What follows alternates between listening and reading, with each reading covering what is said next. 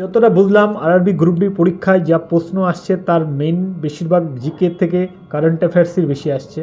সবার কাছ থেকে রিভিউ নিয়ে যতটা বুঝলাম অ্যানালাইসিস করে লাস্ট 3 দিনে প্রতিদিন কিন্তু কারেন্ট অ্যাফেয়ার্সই আসছে। তো কারেন্ট অ্যাফেয়ার্সটা বেশি প্রিপারেশন করো।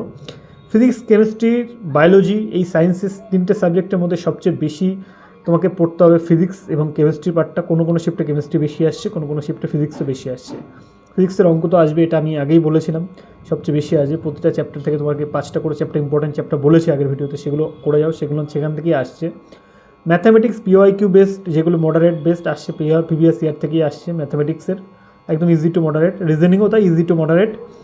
সায়েন্সে তোমাকে কেমিস্ট্রি থেকেও পড়তে হবে কিছু কিছু, এবং ফিজিক্স থেকে পড়তে হবে। বায়োলজি কম্পারেটিভলি কম আসছে। ওকে, আর কারেন্ট অ্যাফেয়ার্স বাই নভেম্বর অবধি কিন্তু মাঝে মাঝে মানে দিয়ে দিচ্ছে কোনো কোনো শিফটে। তো নভেম্বরের কারেন্ট অ্যাফেয়ার্স অবধি তোমাদেরকে পড়তে হবে 2025-এ।